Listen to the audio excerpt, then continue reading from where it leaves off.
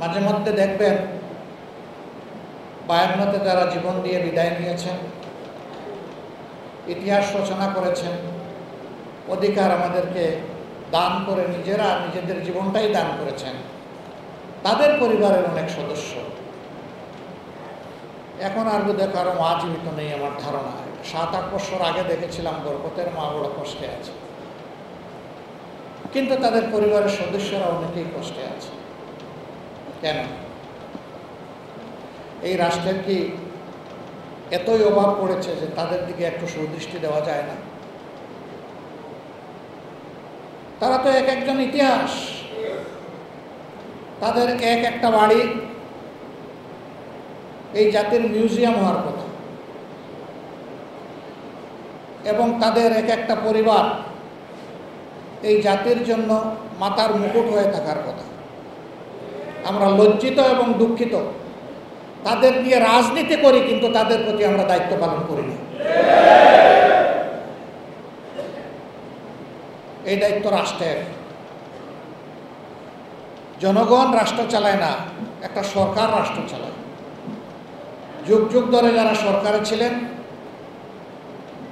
তাদের এই অবহেলা, উপেক্ষা এবং অপরাজনীতির দায় তাদেরকে নিতেই হবে। বর্তমান সরকার যদিও কোনো রাজনৈতিক সরকার না, দলীয় সরকার না, নির্বাচিত সরকার না, তারপরেও এটা জন আকাঙ্ক্ষার সরকার। তারা যতদিন আছেন তাদেরকে অনুরোধ করব, ইতিহাসের এই অচলায়তন আপনারা ভেঙে ফেলুন, সম্মানের সাথে তাদের কাছে যান, পরিবারগুলোকে সম্মানিত করুন। 71-এ যারা শহীদ হয়েছেন, 16 ডিসেম্বর, 26শে মার্চ, এই জাতি মোটামুটি তাদেরকে স্মরণ করে কতটা মর্যাদা দিতে পারি সেটা অবশ্যই আলোচনার বিষয়। অনুরূপভাবে 52-র ভাষা আন্দোলনে যারা জীবন দিয়েছেন, অন্তত 21 ফেব্রুয়ারি বা 8ই ফাল্গুন, যেটাই আপনারা মানেন, সেই দিনটায় তাদেরকে একটু কাছে টানেন, বুকে টানেন, সম্মান দেখান। তাহলে তারা অন্তত কিছুটা হলে প্রশান্তি পাবে, আর বর্তমান প্রজন্ম এখান থেকে শিক্ষা নেবে। আফসোস, ইতিহাসের নায়কদেরকে সম্মান দিতে পারি না, উল্টা আমরা ইতিহাস বিকৃত করি। কিন্তু সেই ইতিহাসই আবার বড় নির্মম, এই ইতিহাস কাউকে ছাড় দেয় না। ইতিহাসের বিকৃতকারীরা সব সময় ইতিহাসের আস্থা করে পড়ে গিয়েছেন। তারা একটি সরকার 15.5 বছর এই জাতিকে বড় জ্বালাতন করেছে, ইতিহাসকে কেটে টুকরা টুকরা করে সব জায়গায় অন্যায্যভাবে নিজেদেরকে প্রতিষ্ঠিত করার চেষ্টা করেছে।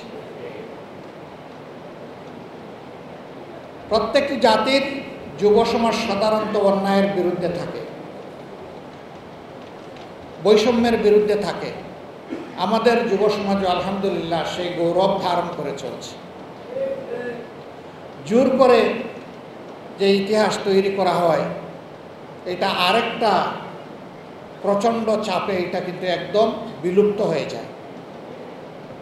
এটি কারোর জন্য সুখকর নয়, বরঞ্চ ইতিহাসে যার যেখানে জায়গা রয়েছে তাকে ওটা অবশ্যই দিতে হবে, আপনার ভালো লাগুক কিংবা না লাগুক।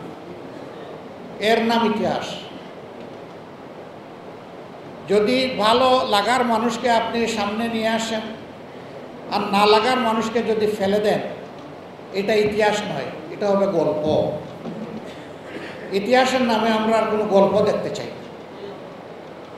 ইতিহাসটা উঠে আসো। একজন ভাই বলেছেন, 24-এর ইতিহাসের নায়ক যারা শাহাদত বরণ করেছে, জামাতে ইসলামের সহউদ্যোগে তাদেরকে তুলে আনার চেষ্টা করেছে।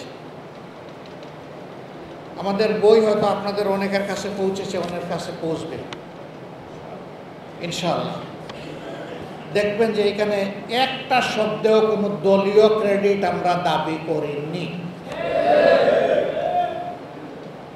ইতিহাস কোনো দলের নয়, ইতিহাস একটা জাতির হয়। আমরা আমাদের বীরদেরকে জাতীয় স্বীকৃতি দিয়ে শ্রদ্ধার চূড়ান্ত আসনে রাখতে চাই। আমরা আহ্বান জানিয়েছি, আমরা যতটুকু পারি আমরা চেষ্টা করেছি, জাতির সামনে তুলে ধরেছি। সরকারও যেন এই কাজটা করে, আরও সুন্দরভাবে করে। অন্যান্য যারা দল আছেন, সংস্থা আছেন, পবিত্র দায়িত্ব পালন করেন, আরও সুন্দরভাবে করেন। এবং তাদের এই কাজ করতে গিয়ে যদি আমাদের কোনো সহযোগিতা লাগে, সেই সহযোগিতা দেওয়ার জন্য আমরা প্রস্তুত। আমরা চাই সঠিক ইতিহাস উজ্জ্বল হয়ে থাকুক, কারো ধারায় যেন এটা ম্লান না হয়, অপদস্থ না হয়, ক্ষতিগ্রস্ত না হয়, অপমানিত না হয়, বিকৃত না হয়। ভাষা আন্দোলনটা দারুণ বিকৃতির কবলে পড়েছে। অধ্যাপক গোলাম আজম সাহেবের যতটুকু অংশ, তাকে অতটুকু দিতে অসুবিধা কি? বিচারপতি আব্দুর রহমান চৌধুরী, যিনি ভাষা আন্দোলনের স্মারকের ড্রাফট করেছিলেন, তাকে কোথাও স্বীকৃতি দেওয়া হচ্ছে না কেন?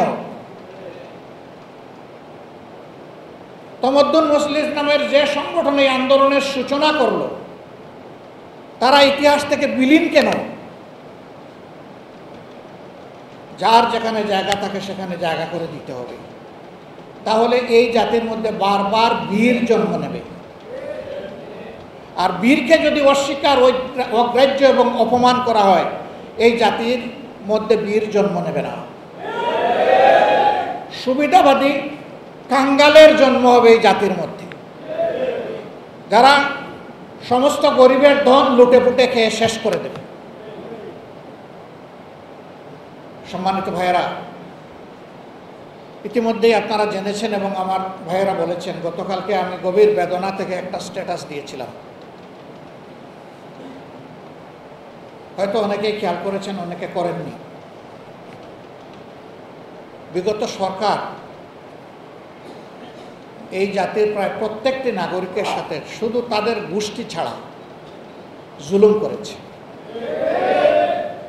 এই জুলুমের শিকার ছিল বাংলাদেশ জামাতে ইসলামী। দল হিসাবে সবার আগে জামাতের উপর জুলুম শুরু হয়েছিল, এরপরে আবার পর্যায়ক্রমে সবার উপরে এসেছে, কেউ বাদ যান। যাদের উপরেই জুলুম হয়েছে আমরা সকলে মজলুম। সেই মজলুমরা মিলেমিশে একাকার হয়ে যে আন্দোলনের সূচনা হয়েছিল 2011 সালে, সেই আন্দোলন চূড়ান্ত রূপ লাভ করেছে আমাদের সন্তানদের হাতে এসে 2024 সালে। আমরা সবাই মজলুম ছিলাম। এই চ্যাপ্টারের অবসান হওয়ার পরে বাংলাদেশে এখন আবার কারো উপর জুলুম করা হোক, এটাকে এই জাতি মেনে নেবে? আমাদের যে দায়িত্বশীলগুলাকে মিথ্যা অপবাদ দিয়ে, শতভাগ মিথ্যা অপবাদ দিয়ে, বিচারের নামে ক্যাঙ্গারু কোর্ট বসিয়ে মিসক্যারিয়েজ অফ জাস্টিস করে যাদেরকে জুডিশিয়ালি মার্ডার করা হয়েছে, তাদের জীবনকে কেউ ফিরিয়ে দিতে পারবে? একে একে সবাইকে বিদায় করা হয়েছে। একজন আল্লাহর বান্দা বেঁচে আছেন। আজকে পট পরিবর্তনের 6টি মাসের অধিক হয়ে গেল, 7ম মাসে আমরা পড়ে গেছি। এখন পর্যন্ত কেন তাকে বন্দি হালতে থাকতে হবে? বঙ্গভবনে 5 তারিখ সুনির্দিষ্টভাবে 2-1 জনের কথা বলেছিলাম আমরা, এবং নির্বিশেষে সমস্ত মুসলিমদেরকে মুক্তি দেওয়ার কথা বলেছিলাম। হ্যাঁ, ওই সময় যাদেরকে বন্দী করা হয়েছিল তাদেরকে মুক্ত করে দেওয়া হয়েছে, কিন্তু এর চাইতেও বেশি জুলুম যাদের উপর করা হয়েছে, তাদের একজন শুধু কেন জেলের ভিতরে থাকবেন? মনের এই কষ্ট থেকে আমি বলেছি যে আমার এখন আর বাইরে থাকার কোনো সার্থকতা নেই। আমি নিজেও এখন এর প্রতিবাদে জেলে যেতে চাই। আমি স্বেচ্ছায় যাব, সরকার যেন আমাকে জেলে পাঠানোর ব্যবস্থা করে।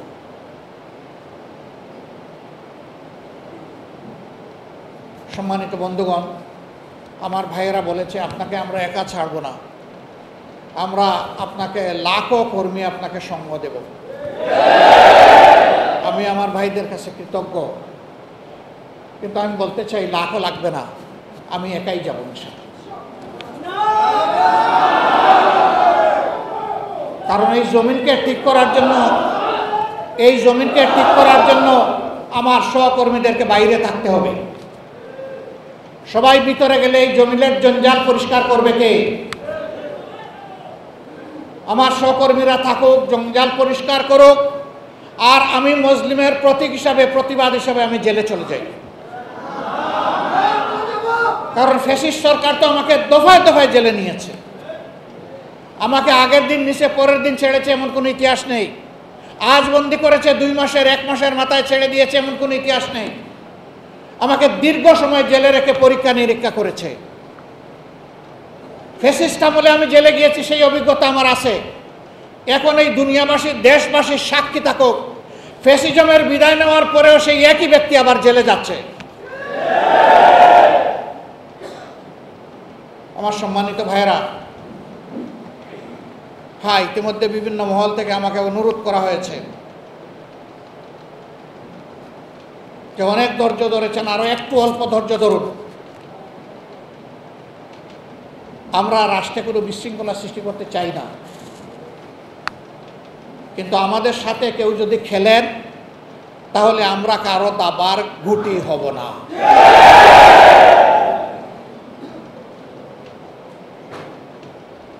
কেউ আমাদের সাথে খেলবেন এটা আমরা পছন্দ করি না। শুধু আমাদের সাথে না, এদেশের একজন নাগরিকের সাথেও যেন কেউ খেলাধুলা না করে। আমরা ফ্যাসিস্ট আমলে একটা কথা বারবার শুনতাম, খেলা হবে। ওই খেলা আর দেখতে চাই না। জাতির ভাগ্য নিয়ে যারা খেলা করে এরা একটা দেশের দায়িত্বশীল নাগরিক হতে পারে না, এরা দুষ্টা।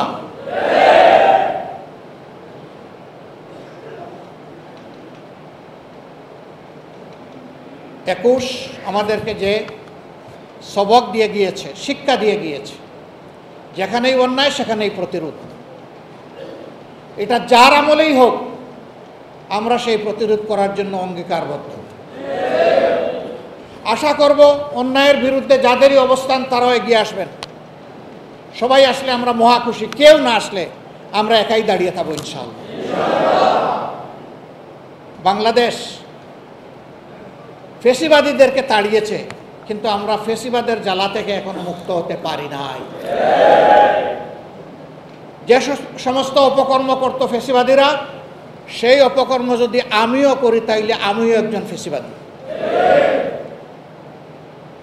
আমরা বারবার অনুরোধ করে বলেছি, দয়া করে শহীদদের রক্তের প্রতি সম্মান দেখান, দয়া করে আহত পঙ্গু ভাই বোনদের প্রতি সম্মান দেখান। তাদের রক্তকে, জীবনকে, তাদের ইজ্জতকে, তাদের আবেগকে, তাদের ত্যাগকে মেহেরবানি করে অপমানিত করবেন না। কিন্তু আমরা দেখছি কতিপয় কাজ এখনো বন্ধ হচ্ছে না। আমরা দেশবাসীকে আহ্বান জানাবো,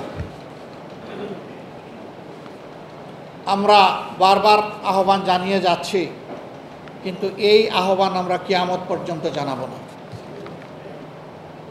কারণ এই জুলুমটা সারা জাতির উপর হচ্ছে।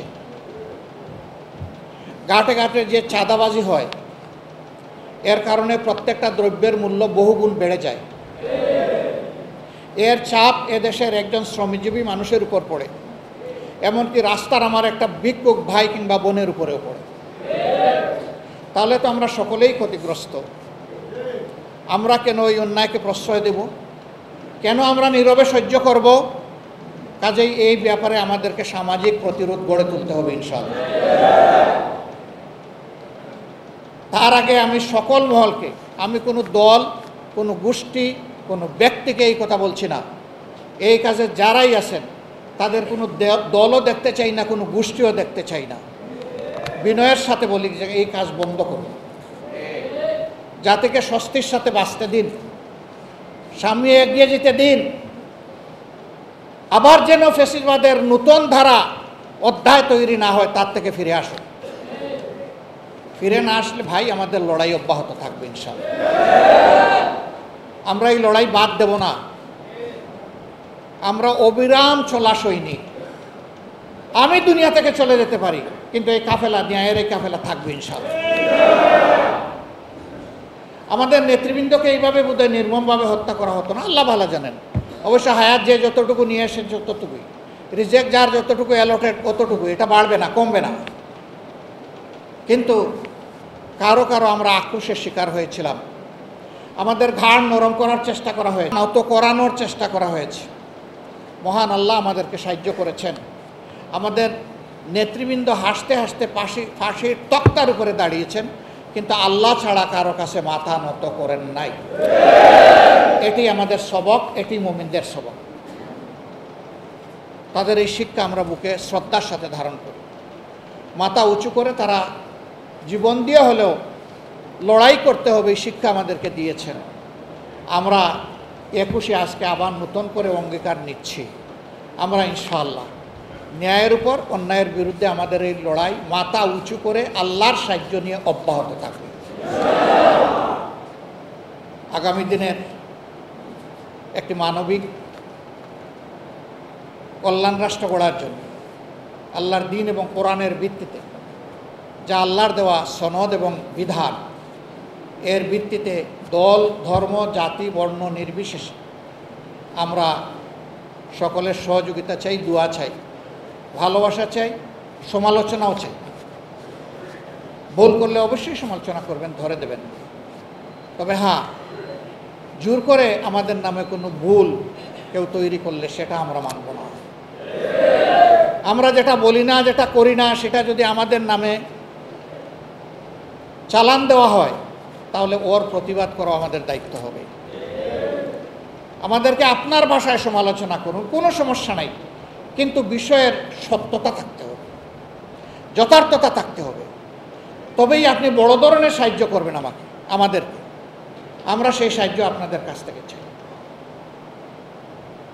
আজকের এই আয়োজন তখনই সার্থক হবে যদি সত্যি অন্যায়ের বিরুদ্ধে মাথা উঁচু করে এই জাতি সামনে এগিয়ে চলার অঙ্গীকার নিতে পারে। তাহলে এই আলোচনা সার্থক, এই দিবস পালন সার্থক। না হলে যত আয়োজন যত দিক থেকে করা হয়েছে, এগুলা শুধুই লৌকিকতা মাত্র। আসল লৌকিকতায় নয়, বাস্তবতায় আমরা ফিরে যাই। আল্লাহ তাআলা এই অঙ্গীকার নেওয়ার তৌফিক আমাদেরকে দান করুন। আপনাদের সকলকে আন্তরিক অভিনন্দন, গভীর কৃতজ্ঞতা জানিয়ে আমার বক্তব্য এখানেই শেষ করছি। আল্লাহ হাফিজ। বাংলাদেশ জিন্দাবাদ। বাংলাদেশ জামাত ইসলামী জিন্দাবাদ। আসসালাম।